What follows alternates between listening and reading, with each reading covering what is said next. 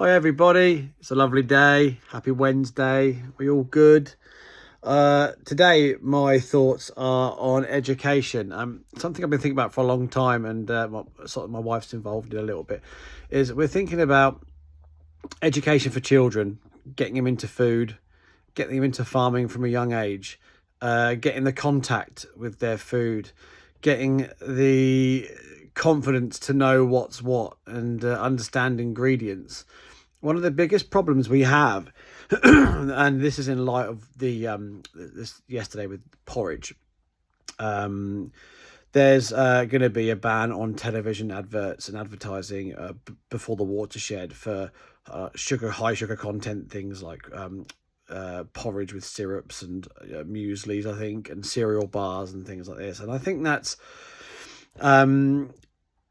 I understand the thoughts behind it, and I appreciate, one rule for all and a blanket rule works quite often very well. But if you look at it sort of, that's the best way to put it, from a outside of the box, a bigger picture kind of opinion, the real issue is the lack of contact we have with our food, the lack of understanding we all have with our food. We've grown up in an age where raw ingredients are seen as posh. Raw ingredients are seen as expensive. If you know how to cook well, it's seen as sometimes pretentious. And we don't want that to be demonized, We're living in a world where you buy food from packets and you put those packets in the bin, and you don't really consider where it came from or the journey it's been on, its sustainable credentials, its carbon footprint, or even sometimes its quality, provenance. There's so much you could go to it. But even more important than that is it's something we're putting into our bodies that we have done for generations as a species, and it's something that we've lost contact with.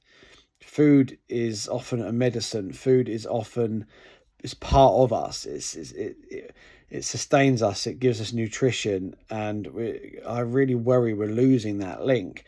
So something we've always done on the farm is try to produce quality food. When I've had my farm shops over the years, that's been the paramount. That's been the thing I've wanted to do the most, the thing we've really pushed for.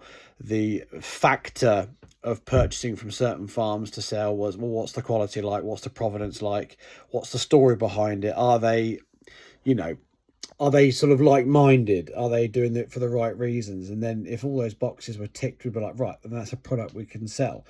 I think that a lot of people are so busy, and we're so engrossed in our really tough day-to-day lives.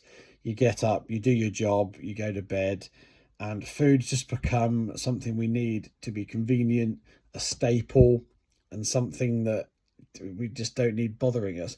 But actually, not to get too anti-establishment, it's really in the cogs of the big old machine, is that food has become something so accessible on a shelf in a packet. We've completely lost touch of what's going on with it. People don't really, and myself included, don't really appreciate really what's gone into. I mean, I do produce food, but I still think that I still take for granted I can go and buy a bar of chocolate or go and buy my milk off the shelves. Even as a farmer, I've never milked cows for my job. I've never been a dairy farmer, so I can't appreciate the work that goes into that. I can do my best and I can promote British farming, but generally, it's not the case at all. So I think that maybe the answer to some of this might be to start them young, teach them from a young age, get correct agricultural practices, food and cooking taught in schools in a way that's not just curriculum based, set by people who don't know what's going on. I went into a school recently with my son because he was looking around secondary schools, and they had boards up talking about climate change, and in those lessons there on these boards, pictures and slides, it was all sort of agricultural pictures or cows and things, and they're teaching children that these are the problems. And actually, if children are starting to think that farming or cow farts / burps, whatever you want to call it, is causing these problems, and they start to boycott that, they start to lose nutrition, they cut out a huge part of their diet that they're missing out on, to be fair. And I think, again, if we're not careful, we're just churning out a new generation, again, just like us, like in my generation, because we weren't taught this stuff, who don't understand what goes into their food, how their food works, how to cook it.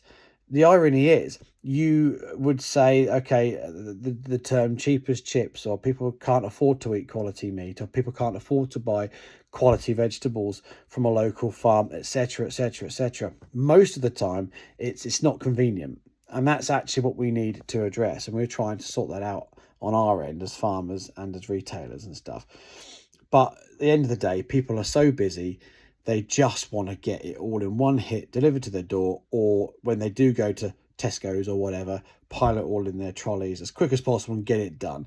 And I completely understand that. Everyone lives a very, very busy life. But I think we live these lives because that's the lives we've always led. And I think if something could change to change our perspective on what's going on, I think it would make a huge impact. I see a difference between like my upbringing and my children's upbringing. My kids love their snacks, and they do have sugar, and they do have junk food. And I think, you know, it's nice for children to have a variety of food and enjoy snacks and things. But they all are very conscious of eating their meat, their vegetables, and of what nutrition and vitality it brings to their bodies. It is part of their day. They go, oh, I'm eating this because it's good for me. And they understand that. And I think that's something, because the way I push on, and I'm quite a protester about it, and I try my best to sort of help, because it was all part of nature of the business I was in, especially when I had a shop, a physical shop in Cambridge. It was something I was pushing for a lot. So it's something I've instilled in the children, and I can see a real difference in my children compared to what I was when I was a child. And I don't think it's because they're any different to other children. I think that the power of children is huge. The power of pressure they can put on their parents to get the parents to do things. Look at things like recycling, and stuff like this. There's a lot of emphasis been put on recycling and things like this in schools. And now children come home and they tell you off if you're not doing the right things with your recycling. It works. And what's going to happen is you're going to get children who, the ones that do understand, they're going to bring that through into their generation, and they're going to eat healthier and think about their food and their nutrition and where things come from. So I think that educational facilities are really the way to start. And this is not old, this is old news, sorry, this is not something that's new. But I think that maybe if we're to do it in schools, or let me think, schools or at exterior centres, colleges, or on farm, it needs to be done by people who are experts in their field, not by teachers who are currently teaching maths, English, or whatever, or sciences. I think that it needs to be someone with a passion. It needs to be someone who knows what they're on about in every field. So if you're trying to learn about arable farming, what's important about arable farming, to then go on to learn about the ingredients for bread, then you need to talk to an arable farmer, visit an arable farm, have a farmer come into your school. If you're going to be doing some cooking, you need to actually have a proper chef, someone who understands ingredients, someone who's a baker, someone who makes things, anything like that. You need to have those things in place so people can be taught properly, not a science teacher who is effectively teaching the curriculum. They're getting through their day, they're doing their best, they're told to teach X, Y, and Z, might be cow methane emissions or something, and they're spreading the wrong message. I think children are obviously the future, and they're not stupid. They get stuff. Once we have the opportunity to show them the correct message, they will definitely do us proud. I'd love to know what you think in the comments. Please share this video. Again, as usual, it's only really a quick one because I never have much time, but I really appreciate it. Like and subscribe and all the usuals. Cheers, guys.